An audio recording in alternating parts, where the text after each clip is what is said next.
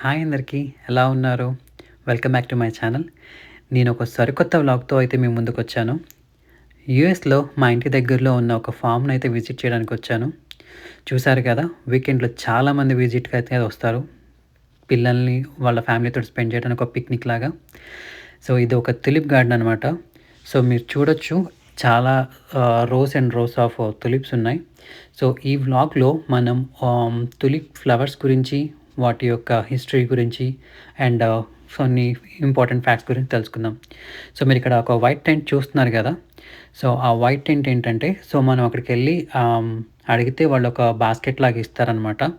So, మనకి నచ్చిన flowers ఏవైనా పిక్ చేసుకోవచ్చు. సో, ఫ్లవర్స్ అనే కాదు, అలాంగ్ విత్ బల్బ్ కూడా మీకు ఒకవేళ నచ్చితే you can just pluck it. మీ అదృష్టం ఉంటే బల్బు ఆ ఫ్లవర్స్‌తో పాటు కూడా వచ్చేస్తాయన్నమాట. సో, ఒక్కొక్కటి ఫ్లవర్ గురించి మనం డీటెయిల్‌గా మాట్లాడుకుందాం. సో, ఫస్ట్ వచ్చేసి ఇదొక ఆరెంజ్ వైట్ కలర్ స్ట్రైప్డ్ అయితే ఉంది. సో, మీరు చూడొచ్చు చాలామంది వాళ్ళలా తెంపేసి అలా పడేసి ఎళ్తున్నారు.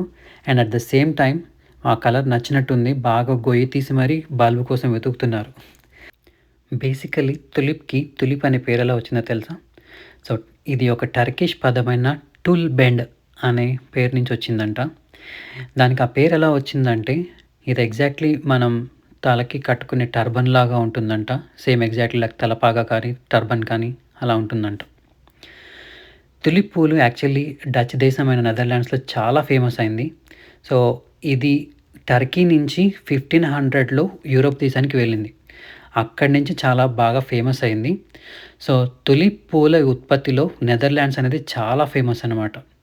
సో, అక్కడ ఒక రెవెన్యూ 70% తులిప్ గార్డెన్స్ నుంచే వస్తుంది. ఎస్పెషల్లీ ఫ్రమ్ అక్కడ ఒక గార్డెన్ ఉంటుంది. ఆ గార్డెన్ పేరు క్యూకెన్‌హాఫ్ అనమాట. అందుట్లో ఎవ్రీ ఇయర్ మీరు 7 మిలియన్స్ ఆఫ్ ఫ్లవర్స్ ఆఫ్ తులిప్స్‌ని చూడొచ్చు. సో, తులిప్స్‌లోనే మనకి 3000 వెరైటీస్‌లో ఆఫ్ తులిప్స్ ఉంటాయంట. సో, ఇక్కడికొచ్చేసి మన సెకండ్ వెరైటీ ఇది మీరు చూడొచ్చు. Actually like double petal tulip అనమాట. సింగిల్ పెటల్ అయితే కాదు. సో, ఇందుట్లో మీకు 3 వేరియేషన్స్ ఆఫ్ కలర్స్ ఉన్నాయి. So, it mixed with brown, yellow and black. So, exactly like ముద్ద గులాబీ పువ్వు ఎలా ఉంటుందో అలా ఉంటుందనమాట. జనరల్‌గా ప్రతి ఒక్క తులిప్ ఫ్లవర్‌కి ఒక్కొక్క కలర్‌ని బట్టి వాటి యొక్క ఇంపార్టెన్స్ ఉంటుందంట. సో, వైట్ అయితే పీస్ అని, రెడ్ అయితే లవ్‌కి సింబల్ అని, ఇట్లా డిఫరెంట్ డిఫరెంట్ కలర్స్‌కి డిఫరెంట్ డిఫరెంట్ వేరియేషన్స్ ఉన్నాయని అంటున్నారు. సో, ఓన్లీ నెదర్లాండ్సే కాకుండా ఇప్పుడు వరల్డ్ వైడ్‌గా ఎక్కడ చూసినా కానీ తులిప్స్ అనేవి గ్రో చేస్తున్నారు. ఎస్పెషల్లీ మన ఇండియాలో కూడా మనకి చాలా ప్రసిద్ధనమాట. సో, మీలో ఎవరికైనా అది తెలిసుంటే గనక కింద కామెంట్ సెక్షన్‌లో కామెంట్ చేయండి. సో, చూసారు కదా! ఒక్కొక్కటి చాలా హెల్తీగా ఉన్నాయి. ఆ వేరియేషన్స్ చూడండి ఎంత బాగున్నాయి ఆ కలర్స్. వెదర్ అయితే చాలా పర్ఫెక్ట్‌గా ఉంది. ఈవినింగ్ టైంలో ఆ బ్రీజ్ తోటి అవి హాయ్ చెప్తున్నట్టున్నాయి చూడండి. ఈ ఫ్లవర్స్‌కి కోల్డ్ వెదర్ అంటే చాలా ఇష్టం. సో, ఇంతటి మంచి క్రియేషన్ వెనకాల చాలా కష్టమనే ఉంటుంది. సో, వీళ్ళిక్కడ లోకల్ ఫార్మర్స్ అనమాట. సో, విజిటర్స్ కూడా వచ్చిన వాళ్ళందరూ కూడా బాగా సపోర్ట్ చేస్తారు ఇలాంటి ఫార్మ్స్‌కి. సో, ఇప్పుడు మీరు చూస్తున్నది ఇంకొక వెరైటీ ఆఫ్ తులిప్ అండి. సో, దీని పేరొచ్చేసి ప్యారట్ తులిప్ అంటారు. సో, ఎగ్జాక్ట్‌లీ మనకి మకావ్ ప్యారట్ బర్డ్స్ ఉంటాయి కదా! సో, వాటి బర్డ్ వింగ్స్ అయితే ఎలా ఉంటాయో, వాటి కలర్స్ కూడా అలా ఉంటాయన్నమాట. సో, అందుకే దీనికి ఆ పేరొచ్చింది. సో, మీరిక్కడ చూస్తున్నట్టయితే వాటి రెక్కలు కూడా చూడండి ఎంత బావుంటాయో. యూజువల్లీ తులిప్ బ్లూమింగ్ సీజన్ అనేది ప్రతి సంవత్సరం మనం మార్చి చివరి వారం నుంచి ఏప్రిల్ మొదటి వారాల వరకు మాత్రమే వీటిని అందాన్ని చూడొచ్చు. సో, మనం చూస్తున్న ఈ తులిప్ ఫ్లవర్స్‌ని 6 మంత్స్ నుంచే ఫార్మర్స్ ఇక్కడ గ్రో చేయడం స్టార్ట్ చేస్తారు. యూఎస్‌లో వింటర్ స్టార్ట్ అవ్వగానే అంటే సెప్టెంబర్, అక్టోబర్‌లో ఫార్మర్స్ అయితే ట్రాక్టర్స్ తోటి ఇక్కడ ల్యాండ్‌నంతా దున్ని ఒక లెవెలప్ చేసి గుడ్ క్వాలిటీ బల్బ్స్ అయితే తీసుకొస్తారనమాట. ఐదర్ లోకల్‌గా గ్రో చేసే ఫార్మర్స్ దగ్గర నుంచి తీసుకుంటారు. లేదంటే ఇంపోర్ట్ అన్నా చేసుకుంటారు. సో, ఎవ్రీ ఇయర్ ఇవే ఫ్లవర్స్‌ని వేస్తారనే మాత్రం గ్యారంటీ అయితే ఉండదు. సో, ఇప్పుడు మనం చూస్తున్న డబుల్ పెటల్ ఈ ప్యారట్ ఫ్లవర్ సో, ఈ ఇయర్ అయితే స్పెషాలిటీ అనమాట. సో, అలా ఎవ్రీ ఇయర్ ఒక్కొక్క ఫ్లవర్‌ని అలా చేంజ్ చేస్తూ ఉంటారు. ఇప్పుడు మీరు చూస్తుంటే గనక తులిప్స్‌కి బాగా డ్రైనేజ్‌గా ఉండే పొడి మట్టి చాలా అవసరం. సో, వీటి యొక్క మట్టి సాయిల్ యొక్క పీహెచ్ కూడా 6-7 అలా ఉంటుందనమాట. సో, బల్బ్ గ్రో అయ్యేటప్పుడు కూడా ఫాస్ఫరస్ కంటెంట్ అనేది ఎక్కువ ఇస్తారు ఫ్లవర్ బ్లూమింగ్‌కి. సో, బల్బ్స్‌ని as it is like onions లాగా, గార్లిక్ లాగా అలాగనే గ్రో చేస్తారు వీటిని గూడా. సో, ఖచ్చితంగా 6-7 ఇంచెస్ డీప్ లోపలికి అయితే భూమి లోపలికి పెడతారు. సో, ఇందాక చెప్పినట్టు వింటర్ సీజన్‌లో ఖచ్చితంగా యూఎస్‌లో నవంబర్, డిసెంబర్, జనవరి ఆ టైంలో ఖచ్చితంగా స్నో పడుతుంది. స్నో అలా ఒక కవర్ ఒక లేయర్ లాగా పైనంతా మంచు కవర్ అప్ అయినప్పుడు ఎలాంటి మొలకైతే ఉండదప్పుడు. వన్స్ మంచు ఎప్పుడైతే డీఫ్రాస్ట్ అవుతుందో అంటే మంచు కరుగుతుందో అప్పుడు మొలకనేది స్టార్ట్ అవుతుందనమాట గ్రౌండ్ లెవెల్ నుంచి పైకి. సో, అప్పటి నుంచి March first week, second week అప్పుడు బడ్స్ అనేవి స్టార్ట్ అవుతాయన్నమాట. ఈ తులిప్ వచ్చేసి వైట్ వెరైటీ అండి. సో, జనరల్‌గా అందరికీ ఒక డౌట్ ఉంటుంది. తులిప్ ఫ్లవర్స్ అసలు ఎలాంటి స్మెల్ ఉంటుంది అని.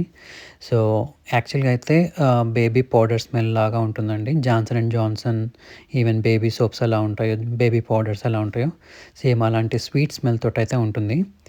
సో, కొన్ని కొన్ని ఏరియాస్‌లో అయితే తులిప్ ఫ్లవర్స్‌ని సలాడ్స్ కింద, ఈవెన్ డెకరేషన్ కింద, ఈవెన్ టాపింగ్స్ కింద వాడతారంట. సో, ఫ్లేవర్‌ని బట్టి, ఈవెన్ కలర్‌ని బట్టి వాటిని డెకరేషన్ పర్పసెస్ కూడా వాడుతూ ఉంటారు. సో, ఇప్పుడు ఒకవేళ మీరు ఫోటో షూట్ కనుక తీసుకోవాలనుకుంటున్నట్టయితే, సో, జనరల్‌గా అయితే ఇవి వైట్ తులిప్స్. మీరు ఏదైనా కాంట్రాస్ట్ కలర్ ఏస్తే గనుక చాలా బ్రైట్‌గా కనిపిస్తారనమాట. సో, అదే విధంగా ఒకవేళ రెడ్ ఫ్లవర్స్ ఇంకేదైనా డార్క్ ఫ్లవర్స్ ఏమైనా ఉంటే గనుక అవి ఫోటోస్‌లో ఇంకా కొంచెం బాగా కనిపిస్తాయి. ఈసారి గనుక మీరు తులిప్ ఫీల్డ్స్‌కి వెళ్తే ఈ టిప్‌ని మాత్రం మీరు చాలా ఖచ్చితంగా ఫాలో అవ్వండి. సో, ఇప్పుడు మీరు చూస్తున్న ఈ తులిప్ వెరైటీ పేరొచ్చేసి గ్లోయింగ్ ఫ్లేమ్ తులిప్ అనమాట. సో, మీకు అర్థమయ్యే ఉంటుంది కదా! ఇప్పుడు ఈ తులిప్‌కి ఆ పేరెందుకొచ్చిందో. ఫర్ ఎగ్జాంపుల్ ఇప్పుడు గనుక మనం మ్యాచ్ బాక్స్ వెలిగిస్తే ఎలా అయితే మండుతుందో, సో, అలాంటి మంటలాగా ఉంటుందనమాట. 2 కాంబినేషన్ ఆఫ్ కలర్స్ లాగా ఆరెంజ్ అండ్ యెల్లో కలర్‌లో ఉంటుంది. సో, ఇదొచ్చేసి ఇంకొక variety of double colour petals అనమాట. So, mixed of pink and yellowish colour. ఇదొక మంచి ఎక్స్‌పీరియన్స్ అని చెప్పాలి. యూజువల్‌గా మనం సాంగ్స్‌లో, మూవీస్‌లలోనే చూస్తూ ఉంటాం గదా! తులిప్ ఫీల్డ్స్ అనేవి. సో, మీకు ఫస్ట్ ఈ తులిప్స్ అనగానే ఏ సాంగ్ గుర్తొస్తుందో నాకు కామెంట్ సెక్షన్‌లో కామెంట్ చేయండి. ఇప్పుడు ఈ ఫార్మ్స్‌కొచ్చే రెవెన్యూ గురించి మాట్లాడుకుందాం. సో, ఇప్పుడు మీరు చూస్తున్నారు కదా! ఇన్ని రకాల వెరైటీస్ ఆఫ్ ఫ్లవర్స్ ఉన్నాయి కదా! సో, ఈచ్ ఫ్లవర్ అంటే మీరు ఒక్కొక్క స్టెమ్‌కి ఒక్కొక్క ఫ్లవర్‌కి ప్రతి ఒక్క వాల్యూ అనేది ఉంటుంది. సో, ఇప్పుడు ఫర్ ఎగ్జాంపుల్ మీరు ఒక కలర్ నచ్చి తీసుకున్నారనుకోండి. దానికి $2 ఉంటుందన్నమాట. సో, అలానే ఇప్పుడు వచ్చిన వాళ్ళందరూ ఒక్క ఫ్లవరే తీసుకోరు కదా! సో, జనరల్‌గా అట్లాంటియి ఒక 5-10 స్టెమ్స్ లేదంటే 20 స్టెమ్స్ వరకనే తీసుకుంటారనమాట. సో, పర్ స్టెమ్ వచ్చేసి $2 అలా ఉంటుంది. సో, అట్లా ఎన్నైతే తీసుకుంటారో అన్నీ ఇంటూ 2 ఉంటుందనమాట. సో, అలా రెవెన్యూ జనరేట్ చేస్తారు. అలా వచ్చేసింది అయిపోయిన తర్వాతకి ఈ బల్బ్స్ అన్నీ డ్రై అవుట్ అయిపోయినాక ఇవన్నీ ఫాయిలేజ్ అంటే ఆకులు మొత్తం మిగిలిపోతాయన్నమాట. సో, మార్చ్, ఏప్రిల్ అవి బ్లూమింగ్ సిట్యుయేషన్‌లో ఉన్నప్పుడు అప్పుడు బాగా సేల్‌కవుతుంది. సో, ఎప్పుడైతే మే, ఏప్రిల్‌లో అలా ఉంటుందో అంటే డ్రై కండిషన్ వచ్చినాక, సమ్మర్ వచ్చినాక అవి ఫ్లవర్స్ అనేవి ఎండిపోతాయి. సో, అప్పుడేమవుతుంది అంటే సో, వీళ్ళేం చేస్తారు అప్పుడు కింద ఉన్న బల్బ్‌ని డిగ్ డే అని ఒక ఒక ఒక రోజు పెడతారనమాట. సో, ఎప్పుడైతే ఇప్పుడు బ్లూమింగ్ స్టేజ్‌లో ఉన్నప్పుడు విజిటర్స్ అయితే ఎలా వస్తారో, ఇవి ఫాయిలేజ్ అంతా ఫ్లవర్స్ అన్నీ అయిపోయాక విజిటర్స్ కూడా డిగ్ డేకి వస్తారనమాట. సో, అప్పుడేం చేస్తారంటే కింద ఉన్న బల్బ్ ఏ వెరైటీ అయితే ఆ వెరైటీ అక్కడ ఒక ఫోటోగ్రాఫ్ పెట్టి, సో, ఈ బల్బ్ అయితే పర్టిక్యులర్‌గా ఈ వెరైటీ నాకు నచ్చింది అనుకుంటే ఆ రోజు అలా అలా డిగ్ చేసుకొని వెళ్ళిపోవచ్చనమాట. సో, అలా కూడా బల్బ్‌కి ఇన్ని బల్బ్స్‌కి ఇన్ని డాలర్స్ అని ఉంటుంది. ఫర్ ఎగ్జాంపుల్ లైక్ ఒక handful of bucket of 50 bulbs అనుకోండి.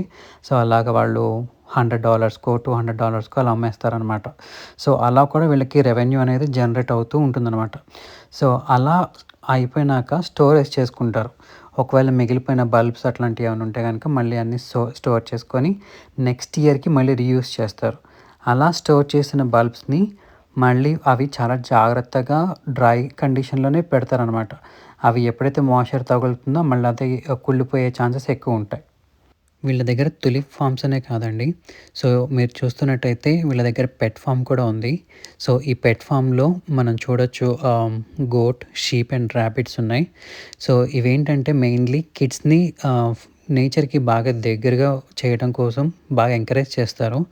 సో, ఎస్పెషల్లీ ఏంటంటే గోట్స్‌కి అప్పుడే పుట్టిన మేకలకి, గొర్రెలకి ఎట్లా ఉంటే వాటికి బాటిల్ ఫీడింగ్ లాగా ఇచ్చి వాళ్ళని ఎంకరేజ్ చేస్తారనమాట.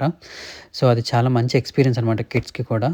సో, వాళ్ళకనే కాదు ఈవెన్ మనకు కూడా బిజీ షెడ్యూల్ తోటి బాగా స్ట్రెస్‌గా ఉన్నప్పుడు ఇలా మనం కొంచెమన్నా నేచర్ తోటి స్పెండ్ చేస్తే మన స్ట్రెస్ అనేది కాస్తన్నా కొంచెం రిలీఫ్ అవుతుందనమాట. మీకు కూడా ఛాన్స్ వస్తే ఇలాంటి ఫార్మ్స్‌ని ఖచ్చితంగా విజిట్ చేయండి. సో, మీకు ఈ వీడియో బాగా నచ్చిందని అనుకుంటున్నాను. మళ్ళీ సరికొత్త వ్లాగ్‌తో అయితే మీ ముందుకొస్తాను. సో, అంటిల్ దెన్ మీకు ఈ వీడియో గనుక నచ్చినట్టయితే లైక్ చేయండి, షేర్ చేయండి, సబ్స్క్రైబ్ చేయండి. And thank you so much for watching.